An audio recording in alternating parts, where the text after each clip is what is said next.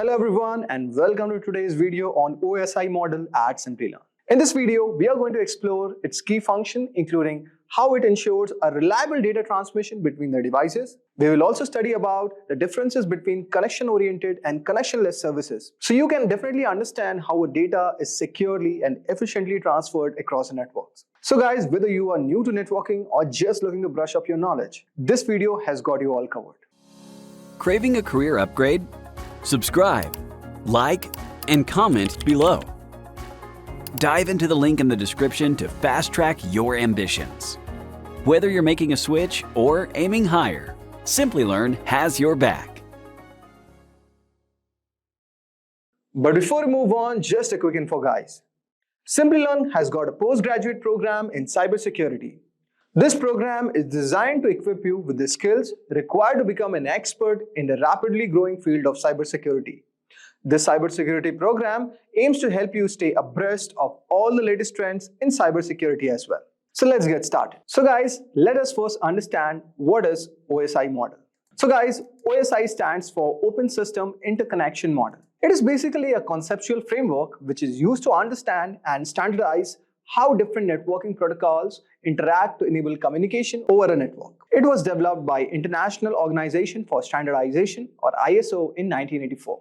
It breaks down the complex process of data communication into 7 distinct layers, each with its own specific function.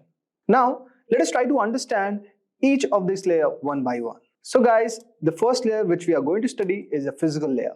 Moving ahead, we are going to understand about the data link layer. Then we will go through network layer.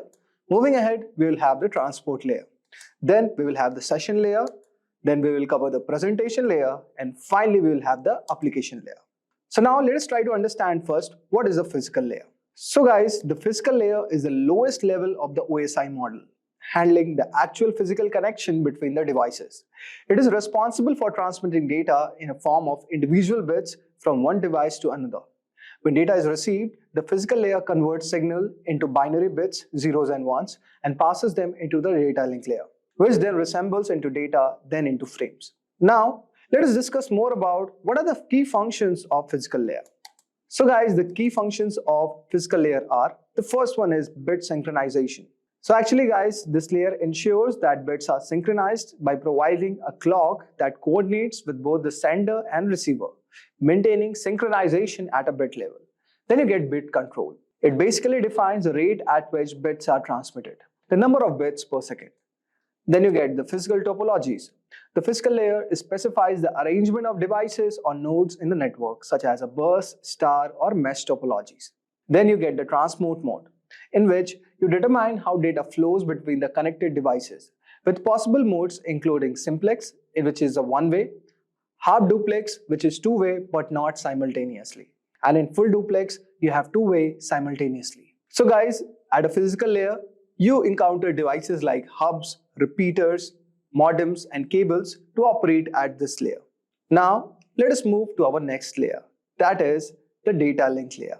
So guys, the data link layer is responsible for the direct transfer of data between nodes on a network. Its primary role is to ensure that data is delivered error-free from one node to the next over the physical layer.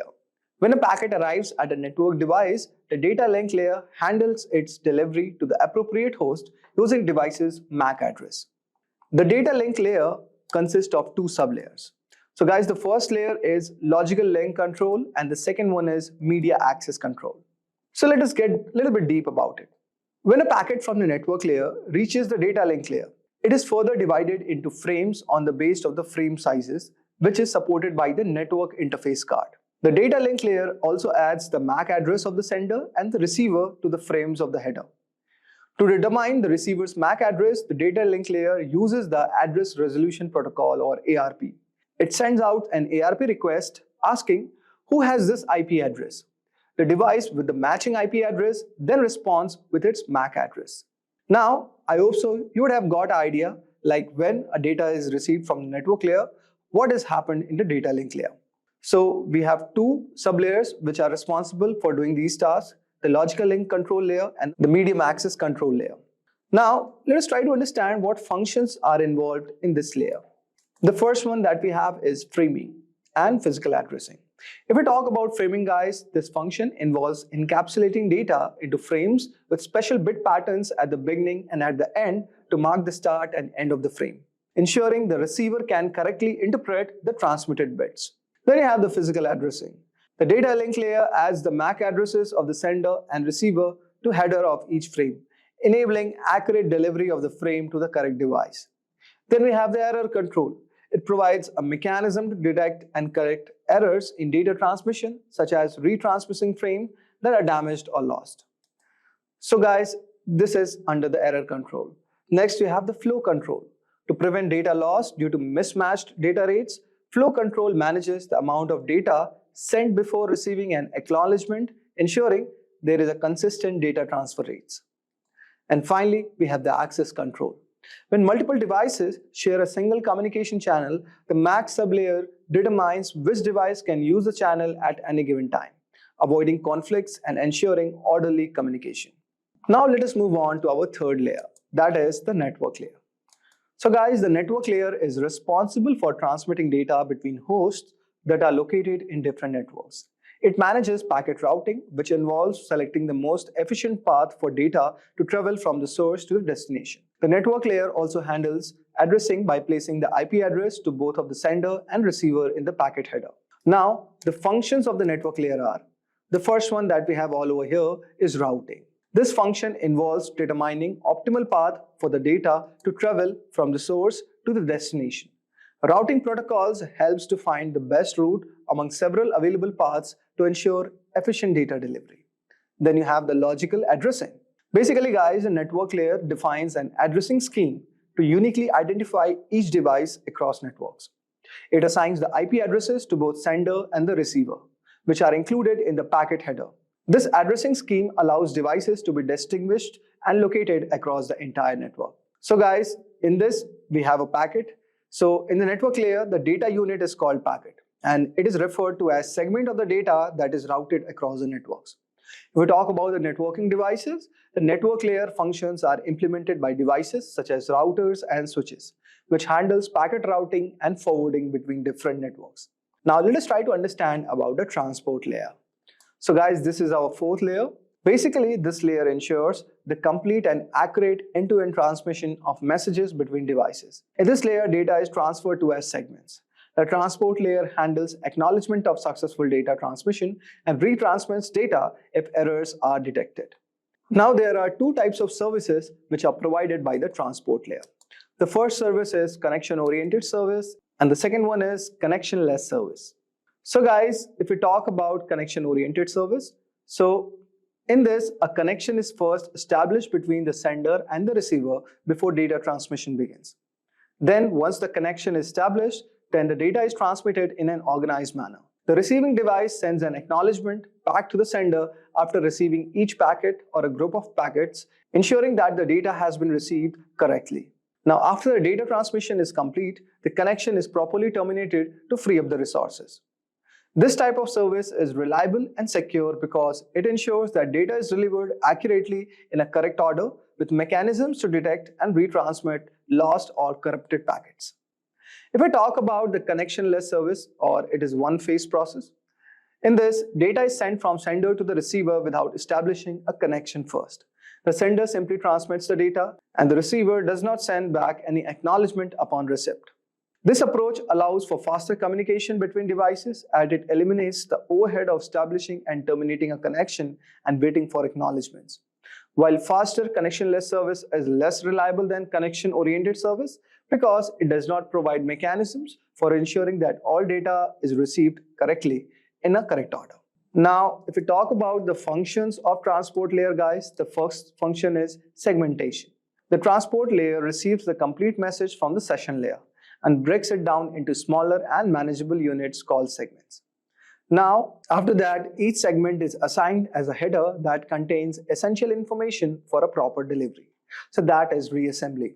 At a destination, the transport layer reassembles these segments back into original message, ensuring that the data is correctly reconstructed for the receiving application.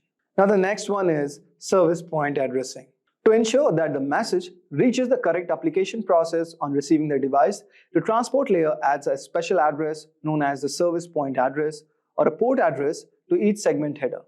This addressing allows the transport layer to direct the message to the appropriate process, such as specific application or service running on the device, ensuring accurate delivery. So these were the functions of transport layer. Now let us move on to our next layer, that is session layer. The session layer manages the connection between applications on different devices. It ensures that communication sessions are properly established, maintained, and terminated. Additionally, it handles session security and synchronization.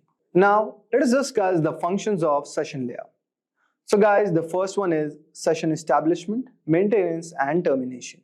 This function allows two applications to set up, use, and close a connection. It ensures that the session remains active during a communication and is properly terminated when it's done. Next, we have the synchronization. The session layer adds checkpoints or synchronization points within the data stream. These points help manage errors by allowing the data to be resynchronized and ensuring that no messages are lost or cut off prematurely. The third one, we have the dialogue controller. It controls a dialogue between two systems, enabling a communication in either half duplex, which is one direction at a time, or full duplex, both directions simultaneously. So the session layer along with the presentation and application layer is combined into single application layer in the TCP model. This is something notable which you should know. And these functions are typically managed by the network application itself. These layers are referred to as upper layers or software layers. So if I talk about example includes NetBIOS or PPTP. Now suppose let us take an example. Imagine a user is sending a message through a messenger application in their web browser. The messenger application provides an interface for the user to write and send a message. Then there will be data processing. The message data is compressed and optionally encrypted for security. Then you have the session layer, which manages the connection between user browser and managing service, ensure that session is maintained throughout the message transfer and properly closed afterward. Then you have the data transmission. The message is converted into binary bits, zeros and one, for transmission over the network with synchronization points, ensuring data integrity and successful delivery. So till here, you can understand how the data flow is happening. Now let us move on and understand about the presentation layer. The presentation layer, also known as the translation layer, is responsible for transforming data from the application layer into a format suitable for network transmission. It ensures that data sent by application layer is correctly formatted, encrypted, and compressed. The functions of the presentation layer are, the first one is the translation. It converts the data between different formats or character sets. For example, it can translate text from ASCII to EBCDIC encoding, ensuring that data is readable and usable by different systems. Then you have the encryption or decryption. It basically encrypts the data to secure its transmission and decrypts it upon receipt. Encrypted data or ciphertext is transformed into readable format or plain text using cryptographic keys. Next, we have the compression. Compression basically reduces the size of data to minimize the amount of bandwidth required for transmission. This helps speed up the data transfer process and reduce network congestion. Now let us talk about the protocols or formats available at this layer. Common examples include JPEG for image compression, MPEG for video compression, and GIF for image format. Now let us discuss about the application layer. So guys, the application layer is a topmost layer of the OSI model and directly interacts with the network applications. It provides network services to the end user applications and facilitates the communication between software and the network. The functions of the application layer are as follows. The first one that we have is network virtual terminal. Basically, it enables a user to log onto a remote host, allowing interaction with remote system as if it were local. Now, let us discuss about the functions of the application layer. The first one that we have all over here is network virtual terminal. It basically enables a user to log onto a remote host, allowing it for an interaction with the remote system as if it were local. Next, you get a file transfer, access, and management, FTAM. This basically provides capabilities to access, retrieve, and manage files on a remote host. It enables operations like file transfers and remote file management. And finally, you have the mail services. Basically, this layer handles email communication by providing services for sending, receiving, and managing email messages. So guys, these were some of the applications of application layer. So for example, you have applications like web browser, Skype Messenger, and email clients which operate at the application layer. The application layer is also referred to as a desktop layer. So common protocols includes SMTP, Simple Mail Transfer for email services, and there are many more protocols which are available at this layer. Now, let us take a recap on how data travels actually through the OSI model. So guys, something like this. The first step is sending the data from sender to the receiver. So at the application layer, the sender, suppose Alex, writes an email using his email application like Gmail. Then the email application formats and encrypts the email content, which is happening at the presentation layer. Then the data will move to the session layer, where a connection is established between Alex and his friend device. Then you have the transport layer, where the email is broken into segments with error checking added. Then the data moves to the network layer, where each segment is packed into packets and routed through the internet using IP addresses. Then the data finally moves to the data link layer, where the packets are framed for local network transmission and error is checked. And finally to the physical layer, where frames are converted into signals and transmitted over the network like through an Ethernet cable or Wi-Fi. Now let us take a look at the receiving data from receiver back to the sender. So at the physical layer, Jamie's device or his friend's device receives signals and converts them back into the frames. Then at the data link layer, the frames are unwrapped to extract packets and error detection is performed. Then the data moves up to the network layer, where the packets are reassembled into segments and directed into the Jamie's email server. Then the packet moves to the transport layer, where the segments are reassembled into original email and error checking is completed. Moving ahead, the data moves up to the session layer, where session connection is maintained and managed. Then finally, the data moves to the presentation layer, where the email content is decrypted and formatted. And at the application layer, Jamie's email application displays the received email. So guys, each layer plays a very crucial role in ensuring that data is transmitted efficiently and accurately across the network. So guys, basically the OSI model provides a clear and structured approach to understand the network communication, facilitating interoperability between different systems and technologies. It helps in troubleshooting network issues by isolating problems to specific layers and also allows for development of modular and scalable network technologies. So guys, this was all for today's video. I hope so you would have enjoyed our today's video on. Hi there, if you like this video, subscribe to the Simplilearn YouTube channel and click here to watch similar videos. To nerd up and get certified, click here.